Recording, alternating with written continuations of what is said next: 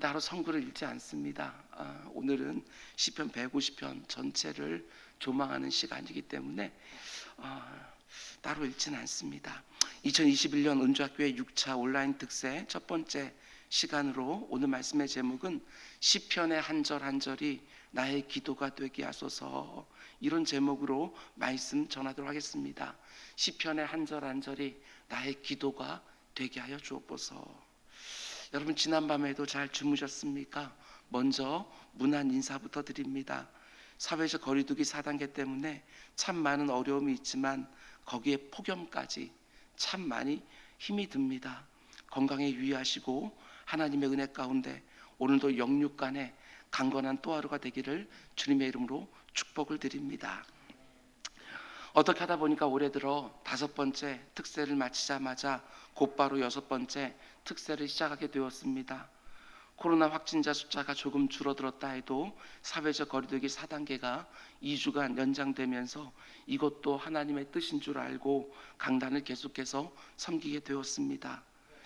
이런 때 담임 목사가 강단을 지키고 있어야 되지 않겠나 하고 어쩔 수 없이 강단에 선 것이 아니라, 이런 상황이 오히려 새로운 말씀을 전할 수 있는 하나님께서 주신 특별한 기회인 줄 알고 감사함과 소원함을 가지고 6번째 특별 새벽 기도를 오늘 새벽부터 진행하려고 합니다. 다시 일상의 새벽 예배를 너무나도 사랑하고 존경하는 새벽 기도자들과 현장에서 드리기 시작할 때 중단했던 사도행전 강해를 계속해서 할 것이고, 오늘부터는 시편의 말씀을 잠잠히 묵상하려고 합니다. 여러분이 잘 아시는 것처럼 저는 강해 설교자입니다. 주어진 성경 각권을 붙잡고 순서에 따라 차례차례 말씀을 전하는 것에 매우 익숙합니다. 그런데 하나의 강해를 마치고 새로운 강해를 시작할 때마다 제 나름대로의 기대가 있고 흥분이 있습니다. 로마서 강해를 시작할 때는 이 강해가 끝나면 여러분과 제가 신학적으로 부쩍 성숙해 있을 거라는 기대를 가졌고, 야고보서 강해를 시작할 때는 이 강해가 끝나면 여러분과 저의 일상적인 삶이 많이 변해 있을 거라는 기대를 가졌습니다. 그리고 빌립보서 강해를 시작할 때는 이 강해가 끝나면 여러분과 저의 심령 가운데 이 세상이 어떤 환경도 빼앗을 수 없는 견고한 기쁨이 생길 거라는 기대를 했습니다. 그리고 매번 제가 기대했던 것보다 훨씬 더 많은 성숙과 변화를 경험했습니다. 그런데 이번에 시편 강해를 시작하면서는 이런 기대가 있습니다. 시편 강해가 끝나고 나면 여러분과 저의 기도가 많이 달라져 있지 않을까. 그래서 이번 시편 강해 전체 주제도 이렇게 정한 것입니다.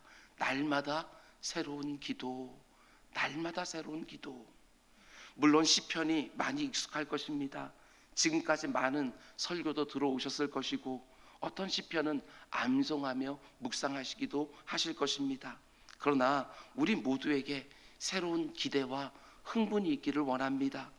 마치 처음 대하는 말씀인 것처럼 어린 새가 창공으로 처음 날아오를 때의 그 감격과 흥분처럼, 씨앗이 싹을 틔워서 밖으로 처음 쑥 하고 올라오를 때의 그 생경함처럼, 지금까지 우리가 시편을 통해서 누렸던 은혜 위에 전혀 새로운 은혜가 말씀을 전하는 저에게나 여러분 모두에게 누려지기를 주님의 이름으로 축원을 드립니다. 오늘 새벽에는 시편 강의 첫 시간이기 때문에 시편 1편으로 곧바로 들어가지 않고 150편이나 되는 시편을 전체적으로 조망하는 시간을 가져보려고 합니다. 이런 질문으로 시작을 하려고 합니다. 여러분, 기도하다가 참 지루하다, 이런 느낌을 받으신 적이 있는지 모르겠습니다. 저는 종종 느끼기도 합니다. 우주와 역사와 내 삶의 주인이 되시는 하나님과 기도로 대화를 하면서 왜 우리는 종종 지루함을 느낄까? 도대체 내게 무엇이 잘못되어 있을까? 우리가 그 귀한 기도를 드리면서 종종 지루함을 느끼는 이유 중에 하나는 내 자신에게 문제가 있다기보다는 기도하는 방법에 문제가 있을 때가 참 많이 있습니다. 그러면 기도하는 방법에 어떤 문제가 있는가? 많이 보면 말씀을 붙잡고 기도하지 않고 내게 익숙한 대로 기도할 때가 많기 때문이 아닌가, 이런 생각을 해보게 되었습니다. 날마다 새롭게 묵상한 말씀을 붙잡고 기도하지 않으면 틀림없습니다. 내가 드리는 기도의 언어들이 진부해질 수밖에 없는 것이지요. 정말 그렇지 않습니까? 여러분과 저의 삶은 다람쥐 쳇바퀴 도는 것 이상으로 단순하지요. 정말 똑같습니다. 어제와 오늘이 똑같고 일주일을 살아가는 패턴도 정말 똑같습니다.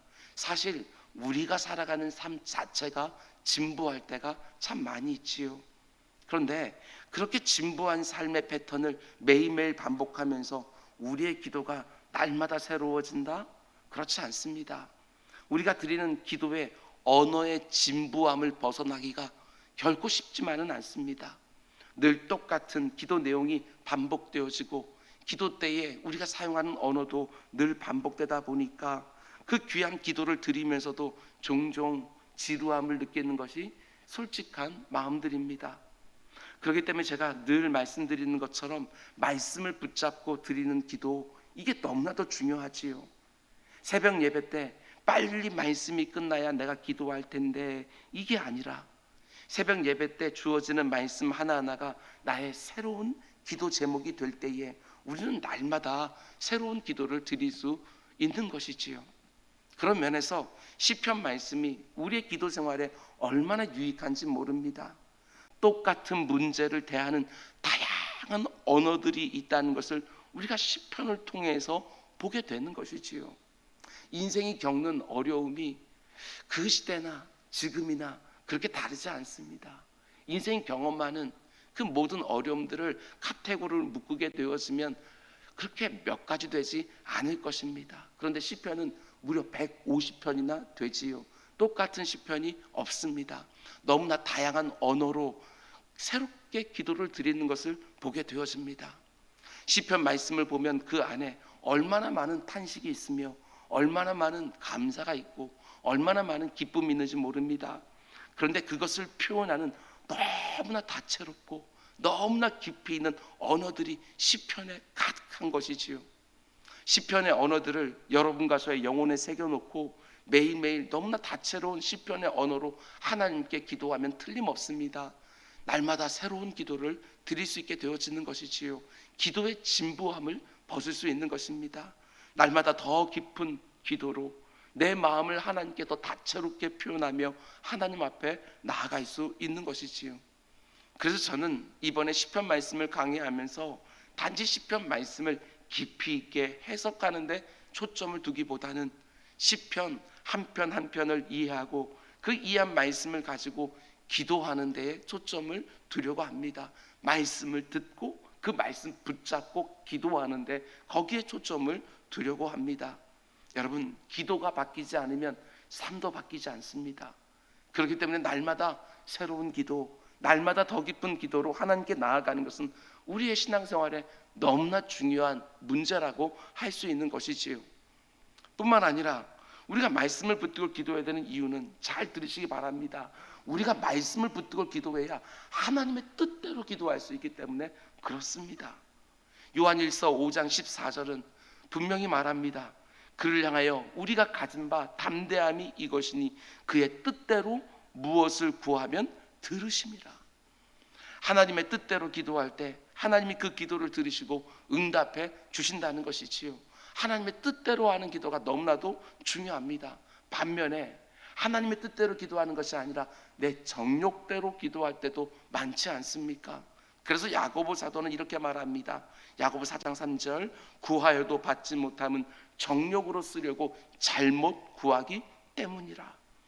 하나님의 뜻대로 구하는 것이 아니라 자신의 정욕을 채우려고 기도를 하면 그게 바로 잘못된 기도라는 것이지요. 아무리 열심히 구해도 받지 못한다라는 것입니다. 갈멜산 꼭대기 위에서 바알과 아세라 선지자 850명이 얼마나 열심히 기도했는지 모릅니다. 몸에 칼로 상처를 내면서 그렇게 울부짖었지만 그들은 응답받지 못했습니다. 왜 그렇습니까? 자신의 정욕을 위하여 잘못 기도했기 때문에 아니겠습니까?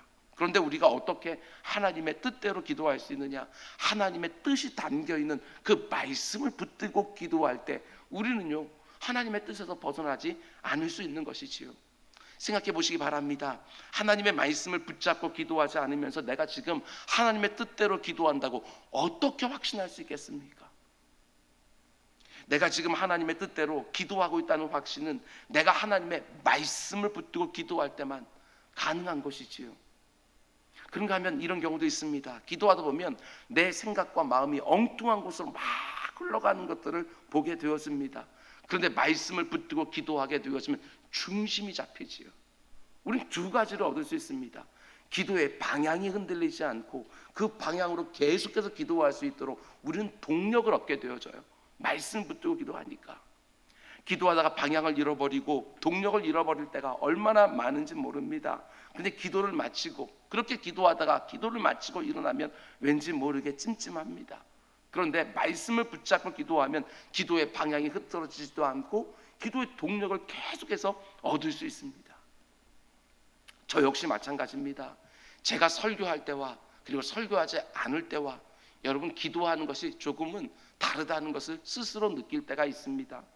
새벽에 설교를 하고 말씀을 충분히 묵상하고 거기에 선포까지 하고 밑에 내려가 기도하기 시작하면 기도의 방향이 흐트러지질 않습니다. 기도의 동력을 충분히 공급받게 되어지는 것이지요. 여러분, 말씀을 붙잡아 기도할 때 우린 틀림없습니다. 하나님의 뜻에 더 가까이 갈 수 있고 내 정욕으로부터는 더 멀어질 수 있는 것이지요. 말씀을 붙잡고 기도하지 않으면 이게 참 우습습니다. 기도하면서 더 이기적이 되어집니다. 말씀을 붙잡지 않기 때문에 기도를 하지만 더 탐욕적으로 변하는 것을 보게 되어져요. 이게 얼마나 안타깝습니까? 그런 기도가 응답되면 응답될수록 우리는 예수 그리스도를 닮아가는 것이 아니라 어쩌면 괴물이 되고 말지도 모릅니다. 말씀을 붙잡고 기도하면서 주께로는 더 가까이, 그리고 내 욕망, 내 옛사람으로부터는 더욱 멀리 떨어질 수 있는 우리 모두가 되기를 주님의 이름으로 축원을 드립니다. 그런가 하면 우리가 또 말씀을 붙잡고 기도해야 되는 이유가 뭐냐? 이 부분도 잘 들으셔야 됩니다. 말씀을 읽고서 시간이 조금만 지나면 금방 내가 읽은 말씀을 완전히 잃어버리는 경험을 우리는 무수히 하지요. 내가 말씀을 읽었음에도 불구하고 기억이 잘 나질 않습니다. 그런데 그 말씀 하나하나가 내 신비에 새겨져서 오랫동안 기억나게 할 수 있는 방법이 뭐냐? 그것은 바로 그 말씀을 붙들고 기도하는 것입니다. 기도하는 시간이 내가 지금 듣고 은혜 받은 그 말씀을 내 신비에 아주 깊게 새기는 순간인 거예요. 말씀을 가지고 기도하면 오랫동안 그 말씀이 기억에 남고, 말씀을 가지고 기도할 때 내 심령에 그 말씀들이 쭉쭉 빨려 드는 것을 보게 되어집니다. 하나님의 말씀이 우리 기도 가운데 반드시 들어와야 됩니다. 그래야 말씀 속에 담긴 하나님의 능력이 내 기도 안에 들어오는 것이고 내 삶에도 그 능력이, 그 말씀의 성취가 일어나는 것이지요. 말씀을 다 잃어버렸는데 내 삶 가운데 뭐가 이루어졌을 때 그 말씀이 성취되었다는 걸 무슨 수로 알 수가 있겠습니까? 그 말씀을 가지고 기도할 때에 그 말씀의 성취가 기도의 응답으로 이루어질 때, 아, 하나님의 말씀이 그대로 내 삶 가운데 이루어졌구나, 이것을 보게 되어지는 것 아니겠습니까? 그래서 말씀 붙들고 기도하는 것이 너무너무 소중하지요. 여러분, 그런데 성경 66권 전체에서 기도로 전환시킬 수 있는 최고의 말씀이 뭐냐? 그게 바로 시편인 거예요. 시편. 하나님이 시편이란 책을 우리에게 주신 목적 가운데 하나가 기도의 언어로 사용하라고 시편을 주신 것이지요. 우리의 믿음의 선배인 시편의 기자들이 먼저 그 기도를 했던 것들을 우리의 기도로 담아서 동일하게 드리는 거, 하나님께서 그것을 원하여 우리의 기도를 바꿔주기 위하여 우리에게 시편을 주셨다, 이렇게 보아도 좋습니다. 그래서 한 신학자는 기가 막힌 표현을 합니다. 하나님께서 우리에게 시편을 주신 까닭은 우리가 시편 기도를 통하여 하나님께 나의 시편으로 되돌려 드리기 위함이다. 참 귀한 말이에요. 하나님께서 우리에게 시편을 주신 이유가 뭐냐? 우리가 그 시편을 가지고 기도함으로 하나님께 이제는 나의 시편을 써서 되돌려 드리기 위해서 하나님께서 이 시편 말씀을 주셨다는 것이지요. 참 놀랍습니다. 시인들의 시편을 가지고 하나님께 기도하면서 나의 시편을 하나님께 되돌려드리는 우리 모두가 될 수 있기를 주님의 이름으로 축원을 드립니다. 나의 시편 1편도 쓰고 나의 시편 18편도 쓰고 나의 시편 23장도 쓰는 것이고 나의 시편 150편도 쓰는 것이고, 이게 얼마나 귀한 일입니까? 뿐만 아니라 우리가 시편 말씀을 사랑하게 되어지면 이런 유익을 얻게 될 것입니다. 여러분, 모든 문학 작품들이 다 마찬가지지만 특별히 시 좋아하십니까? 시를 보면 시인이 자신의 독특한 관점과 감성을 가지고 우리는 전혀 생각하지도 못한 언어들을 사용하여 인간의 감정을 표현해 주는 것을 보게 되어집니다. 여러분과 제가 이 안에 뭔가를 느끼고 있지만 이것들을 제대로 표현하지 못하는 감정들이 있지 않습니까? 그런데 모든 인간의 감정들이 총망라되어 있는 최고의 책이 바로 시편인 거예요. 정말 그렇습니다. 여러분, 시편 5편을 한 자리에서 쭉 한번 정독해 보십시오. 묵상하듯이 잘 씹어 보십시오. 그러면 누가 읽어도 마찬가지입니다. 그 안에서 보게 되는 것이지요. 아, 이게 바로 내 마음인데, 이걸 보게 되어져요. 아무리 삶의 형편이 다르다 할지라도, 아무리 그 형편을 대하는 감정이 다르다 할지라도 누구라도 거기서 시인이 내 감정을 대신 표현해주고 있다는 것을 보게 되어지는 거예요. 내가 가지고 있는 언어의 한계를 가지고 내가 도저히 표현할 수 없었던 내 속마음이 반드시 시편 어딘가에 담겨 있는 거예요. 이 기가 막히지요. 그러므로 새벽마다 주어지는 시편 한 구절 한 구절을 그냥 설교로 듣고 끝내지 마시고 그 시편 한 절 한 절을 가지고 기도의 자리로 나아가기 원합니다. 시인의 표현을 그대로 가지고 거기다 내 마음까지 담아서 하나님께 기도로 올려드리는 것이지요. 그러면 어느샌가 내 기도가 더 다채로워져 있고 더 깊어진 것을 발견하게 될 것입니다. 시인들의 기도가 나의 기도가 되고 시인들의 노래가 나의 노래가 되기를 주님의 이름으로 축원을 드립니다. 그럼 이제 시편의 배경을 잠깐 보려고 하는데, 배경도 은혜가 됩니다. 이 시편, 우리가 지금 가지고 있는 150편의 이 시편이 지금과 같은 형태로 언제 수집이 되고 언제 편찬이 되었는가? 여러분, 시편 1편부터 150편까지 배열이 되어 있잖아요. 훨씬 더 많은 시편들이 있었을 텐데 그 가운데 150편을 수집했던 것이고 그 150편을 배열하지 않았겠습니까? 물론 하나님의 영감으로 그 모든 것들이 수집되고 배열되었다, 우리는 이렇게 믿음으로 고백합니다. 그런데 언제 이런 순서로 배열되었다고 학자들은 보느냐? 주전 6세기에 시편이 최종적으로 수집이 되었고 최종적으로 배열이 되었을 것이다, 이렇게 보지요. 그런데 주전 6세기가 언제쯤 되어지느냐?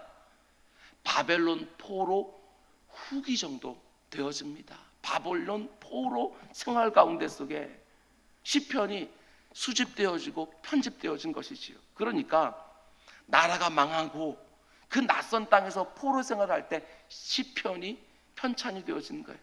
이렇게 말할 수 있습니다. 노래할 수 없는 시기에 노래가 모여졌고 그리고 노래하기 시작했다. 이게 바로 시편의 배경인 거예요. 전혀 노래할 수 없는 그런 시기에 노래가 모아졌고 사람들은, 하나님의 백성들은 그것을 노래하기 시작을 했다. 이게 얼마나 은혜가 된지 모릅니다. 여러분, 시편을 한번 잘 생각해 보시기 바랍니다. 시편의 많은 노래들, 특별히 다윗이 가장 많은 시편들을 썼는데 한번 쭉 살펴보셔요. 다윗이 그때 정말 노래할 형편이었습니까? 그렇지 않습니다. 절대로 입에서 노래가 나올 형편이 아닙니다. 사울왕에게 쫓기고 사람들이 자신들을 음해하고 공격하고 아들 압살롬에게 쫓기고 기가 막힌 상황들. 그런데 그때 자신이 드린 기도를 시편의 형태로 지어서 노래를 부른 거예요. 대부분의 시편들이 마찬가지입니다. 시편은 도저히 노래할 수 없는 때에 만들어진 노래인 거예요. 그러므로 시편을 노래한다는 것은 노래할 수 없는 상황에서 우리를 노래하게 만드는 노래지요. 이게 바로 신앙의 역설이고 신앙의 신비 아닙니까? 노래할 수 없는 지경에 있는데도 하나님께서 노래하게 만드셔요. 그런데 우리가 그렇게 어렵고 힘든 상황 속에서도 시편을 노래하면 어떻게 되어지느냐? 우리 영혼이요 건강해집니다. 왜 그렇습니까? 여러분, 노래할 때 가장 중요한 게 무엇이지요? 그게 바로 호흡인 거예요. 호흡이 굉장히 중요하지요. 그런데 우리가 시편으로 날마다 하나님 앞에서 노래로 호흡을 하게 되었으면 내 영혼이 건강해질 수밖에 없습니다. 내 영혼이, 내 삶이 변할 수밖에 없는 것이지요. 그런 면에서 뭐가 되어지면 이 시편 말씀은 하나님께서 우리에게 주신 너무나 복된 선물이 틀림없습니다. 이 시편으로 호흡하는 성도들 역시 건강해진다고 말씀을 드렸습니다. 그러면 그 건강해진 한 사람 한 사람이 바로 하나님께서 세상에 주신 또 다른 선물이 되어주는 거예요. 내가 시편으로 사랑하고 시편으로 호흡하다 보면 내 영혼이 건강해져서 그 건강한 영육을 가지고 내 사랑하는 사람들 사이로 쑥 들어가게 되었으면 그것이 바로 내 곁에 있는 사람들에게 하나님이 주시는 선물이 되어주는 거예요. 여러분과 제가 이 시편 말씀을 통해서 노래할 수 없는 상황에서 노래하는 신앙의 역설과 신앙의 신비를 충분히 누리기를 원하고 내 영혼이 점점점 건강해져서 내 곁에 있는 사람들에게 하나님께서 주시는 선물이 되기를 주님의 이름으로 축원드립니다. 그런가 하면 시편의 구도 역시도 참 은혜가 됩니다. 시편은 150편으로 되어 있는데 여러분들의 성경을 쭉 살펴보면 시편이 묶음으로 해서 총 5권으로 되어 있다는 것을 볼 수 있을 것입니다. 시편 1권은 1편부터 41편까지, 2권은 42편 72편까지, 3권은 13편에서 89편까지, 4권은 90편에서 106편까지, 마지막 5권은 107편부터 150편까지 성경에 다 표시되어 있습니다. 그런데 한 가지 특이한 점은 1편부터 41편까지로 되어 있는 시편 1권을 보면 대부분이 다 탄식시요. 탄식시. 그런데 맨 마지막 제5권은요 대부분이 다 찬양시예요. 탄식시로 시작을 해서 찬양시로 끝나는 게 시편의 여러분 구조예요. 더군다나 여러분들 시편에 익숙하신 분들은 잘 아시겠지만 시편 맨 마지막 부분 146편부터 150편까지 5편의 시편을 보게 되었으면 맨 끝이 뭘로 끝나느냐? 할렐루야로 끝나요. 할렐루야 찬양시가 바로 맨 마지막에 5편이 다 그렇게 들어있어요. 여러분 그런 면에서 보면 구조 자체도 은혜가 되지 않습니까? 탄식에서 시작해서 할렐루야 찬양으로 시작되어져요. 시편이 탄식으로 시작해서 할렐루야 찬양으로 끝이 나지요. 그런데 이게 바로 우리 성도의 삶 아닙니까? 성도의 삶이 그래요. 여러분과 저의 삶이 바로 탄식으로 시작해서 반드시 할렐루야 찬송으로 끝날 수밖에 없어요. 탄식할 수밖에 없는 삶의 현실이 성도의 삶에도 있습니다. 나그네 인생길에 참 많은 탄식이 있지요. 그런데 그 탄식 자체도 노래가 되어지지만 태산을 넘으면서 할렐루야 찬송을 부르는 그 탄식 자체도 노래이지만 그 탄식이 여러분 구원받은 모든 성도들은 동일합니다. 반드시 할렐루야 찬송으로 끝이 나게 되어지는 거예요. 이 시간에 확신하시기 바랍니다. 내 인생의 마지막은 할렐루야 찬송이다. 확신하시기 바랍니다. 이 땅에서 아무리 고된 인생을 살아도 할렐루야 찬송을 부르면서 저 영원한 복락으로 쑥 들어가서 안식을 누리는 것이지요. 그 순간순간이 내게 아무리 힘들고 어렵다 할지라도 우리가 그 할렐루야를 부르며 그 나라로 쑥 들어갈 때가 반드시 내게 찾아오는 줄 믿고 아무리 힘겨운 하루하루 할지라도 할렐루야 찬송을 미리 이 땅에서 부르며 거뜬하게 넘어가는 우리 모두가 될 수 있기를 주님의 이름으로 축원을 드립니다. 말씀 맺겠습니다. 여러분 시편 150편 전체를 관통하는 주제 중에 하나가 왕이신 여호와 하나님의 통치입니다. 어떤 상황 가운데 있든지 왕이신 하나님이 내 삶 가운데 모든 것들을 주관하시리라. 이 믿음 가운데 노래가 드려집니다. 그런데 이것도 너무나 역설적이지 않습니까? 시편이 최종적으로 편집이 된 때가 주전 6세기경이라고 말씀을 드렸고 그때는요 이스라엘 백성들이 바벨론 포로 생활하고 있기 때문에 왕국도 없고 왕도 없는 때예요. 그런데 시편의 주제는 왕이신 여호와 하나님의 통치가 주제예요. 이게 얼마나 역설적입니까? 왕국도 없고 왕도 없는데 그 가운데 주의 백성들은 하나님이 우리의 왕이시다. 그 왕이 우리를 통치하고 주관하고 계신다. 이걸 믿음으로 고백하는 거예요. 여러분과 저 역시도 하나님이 정말 안 계신 것 같이 느껴지는 참담한 때를 보낼 때가 정말 있습니다. 노래할 수 없는 시기를 지나면서 하루하루 살아갈 때가 얼마나 많은지 모릅니다. 시편 기자들도 대부분 마찬가지였습니다. 그런데 그들은 하나님이 마치 안 계신 것 같은 상황 속에서도 하나님의 임재를 누구보다도 절절하게 느끼고 있었고 도저히 노래할 수 없는 상황 속에서도 노래를 지었고 가장 정결하고 가장 고양된 노래를 부르며 그때를 지나갔습니다. 오늘 우리가 살아가는 하루하루가 아무리 힘들고 어렵다 할지라도 여러분, 우리 노래하며 삽시다. 왕이신 하나님의 구원을 기대하면서 찬송하며 삽시다. 우리 주님도 그러하셨습니다. 우리 주님 그 참담한 십자가 위에서 정말 살이 찢기고 피를 다 쏟으며 자신을 비난하고 조롱하고 모욕하는 사람들 그 사이에 쫙 둘러싸여 있으면서도 우리 주님 그 십자가 위에서 시편 말씀으로 기도하셨고 시편으로 노래하셨어요. 그 마지막 순간에 시편 말씀을 인용하면서 자신의 마음을 표현해 주었어요. 그게 바로 시편 22편 1절 말씀이에요. 시편 22편 1절 말씀이 어떻게 되었느냐, 우리 주님께서 십자가에서 말씀하신 것처럼 엘리 엘리 라바 사박다니, 나의 하나님 나의 하나님 어찌 나를 버리시나이까. 이 주님의 말씀이 바로 시편 22편 1절의 인용이었어요. 우리 주님의 이 10년 가운데 시편이 들어있던 것이지요. 22편 1절, 내 하나님이여 내 하나님이여 어찌 나를 버리셨나이까. 어찌 나를 멀리하며 돕지 아니하시오며 내 신음소리를 듣지 아니하시나이까. 우리 주님도 시편을 사랑하셨습니다. 그리고 그 고통스러운 순간에 시편으로 기도하고 시편으로 노래하셨어요. 여러분, 시편을 가지고 지은 노래들, 복음성가들, CCM들 여러분 아는 것이 분명히 있을 것입니다. 오늘 하루 그 찬양합시다. 삶이 힘들어서 탄식이 나오려고 할 때 그 탄식을 쑥 바꿔서 우리 찬송합시다. 여러분, 종교개혁 시기에 유럽에서 성경을 편찬할 때 참 많은 어려움이 있었습니다. 그런데 이거 아셔요? 그 맨 처음 그 유럽에서 성경을 편찬할 때 신약 성경과 시편은 붙어 있었어요. 신약 성경 시편이 붙어 있어요.